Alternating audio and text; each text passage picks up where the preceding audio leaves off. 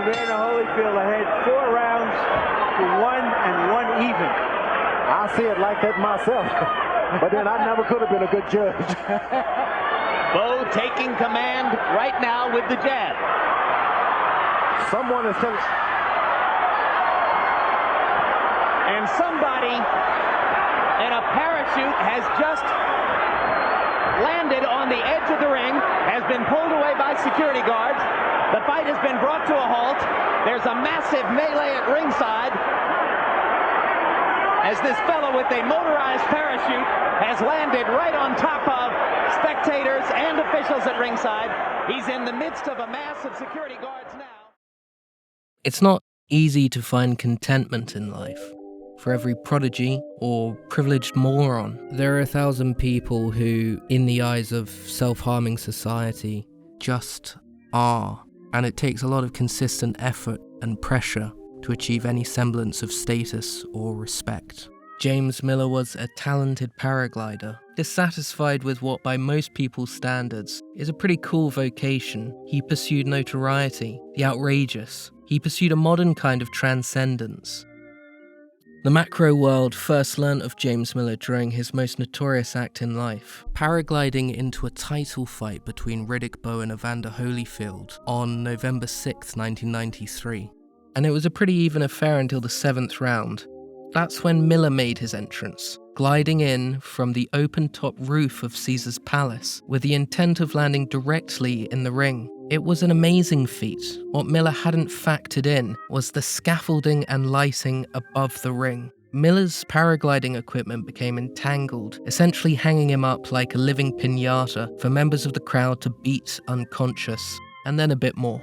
We can see that Miller's final conscious act was an attempt to nudge his body off the ropes and into the ring. He barely got a foot down on the exterior ring apron before he was ripped away by the bewildered crowd, employing a punch first, comprehend later policy. He hung himself up and his body landed on the ring apron right on top of a variety of people.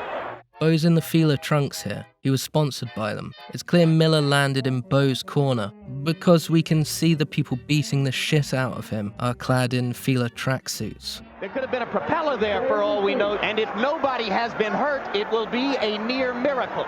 Another notable entourage belonged to Nation of Islam leader Louis Farrakhan, a crew that were constantly on edge that someone might harm Farrakhan. Many people wanted to. Here's what Bowe's manager Rock Newman's initial thoughts were on the incident. I thought this was some convoluted attack on him.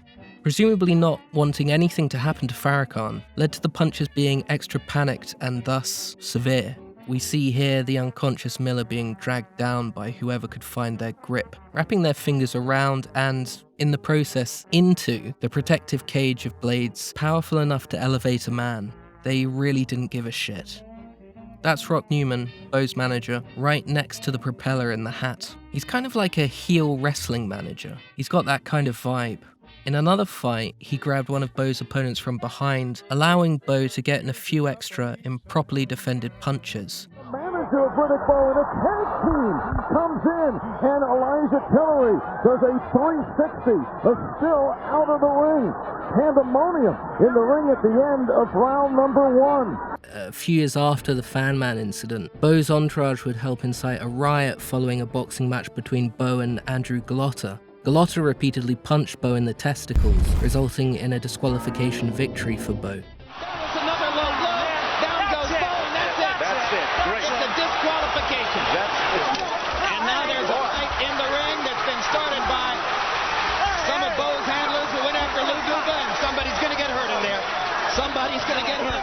In the carnage, Bowe's posse assaulted GOLOTA's 74-year-old trainer, Lou Duva, who was hurriedly taken out of the arena on a stretcher, nearly being tipped over some stairs here. Lou Duva's in trouble. This is just an awful-looking situation in there. Bowe would later state that signing with Newman was the worst decision I've ever made in my life. In short, and politely, he's not the kind of person you should mess with unless absolutely necessary and if willing to have your head caved in. Here we see Miller's head caved in and people umming and ahhing whether they can get away with another shot. The panicked security team and local officials are trying to remove the parachute as quickly as possible in order to allow the fight to continue. This guy's reaction probably saved quite a few people from getting squished by lighting. There's every chance those chunky box lights would have come down too with the hooked-on paragliding equipment. And it's not like there wasn't a precedent for accidents with these kinds of lights at live shows like this. 3 years earlier, Curtis Mayfield, singer of had been paralyzed from the neck down when lighting scaffolding of a similar setup fell on him. That accident was caused simply by a gust of wind. Look at these guys tug away. Wouldn't be out of place in a Wile E. Coyote cartoon.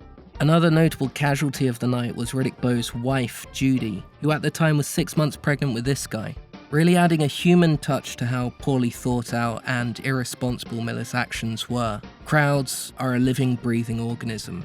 They go crazy when disturbed. And I've seen a few The thing so dangerous about this, it wasn't only a parachute, he's got some motorized thing in there. It's a heavy... Cut up a lot of people. Judy said she saw people falling down, yelling, and beating each other up. She also said this: "Being born and raised in Brooklyn, New York, I was used to hearing gunshots, so that was my first instinct. I was worried about the baby and worried about my safety, worried about Bowe." And here's a pretty unexpected cameo from Jesse Jackson. He accompanied Judy Bowe to hospital. Judy Bowe, 3 months pregnant, taken to Valley Hospital in Las Vegas after fainting during the 7th round delay, was released later that night, pregnancy intact. Bowe decided to stay in the ring. It's a decision Bowe has expressed regret for.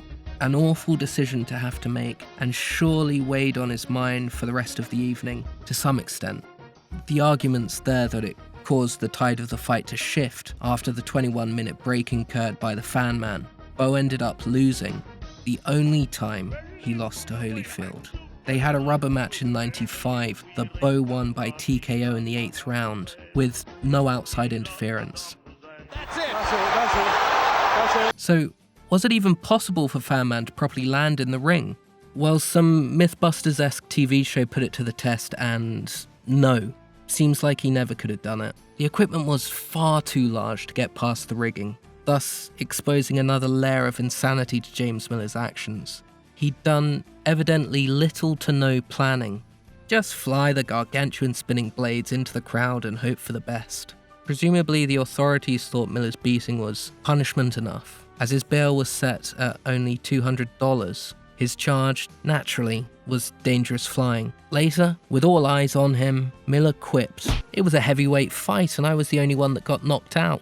And mission accomplished for Miller, as he established himself beyond himself, shedding his birth name, forever being known as Fan Man. Perhaps a greater punishment would have been less attention. If people wanted it to stop, perhaps that would have been the way to go.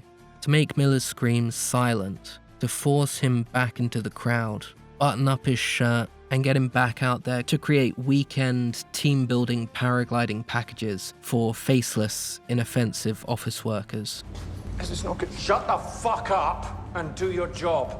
As it was, it didn't stop. Miller next turned up at a Denver Broncos LA Raiders NFL game in 1994. He was immediately arrested upon landing, an act of mercy as he likely would have caught another terrible beating otherwise. And it was a crazy go-nuts kind of game. The fan man, same guy in the Holyfield Bowe incident, arrested, did not land in the stadium.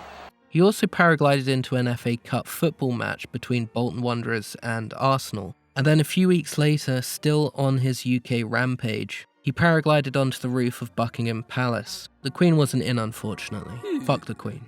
Before he could be arrested on the palace roof, he dropped his trousers, revealing that he was painted green from the waist down. When asked why, quite logically, Miller responded that the absurdity of the paint job would mean that the police would believe he was a relatively harmless idiot, rather than a terrorist wanting to harm the royal family. This was the last of Miller's stunts. He largely disappeared from the public eye after receiving many violent threats, starting again in Alaska, where he had gone to college. He opened his own IT company and continued to teach paragliding. Normal stuff. Meaningful, purposeful, anonymous stuff. Miller ran into health problems and couldn't afford his bills. He didn't want to be a burden to his family and disappeared into the Alaskan wilderness on September 22nd, 2002. His body was found hanging from a tree on March 9th, 2003.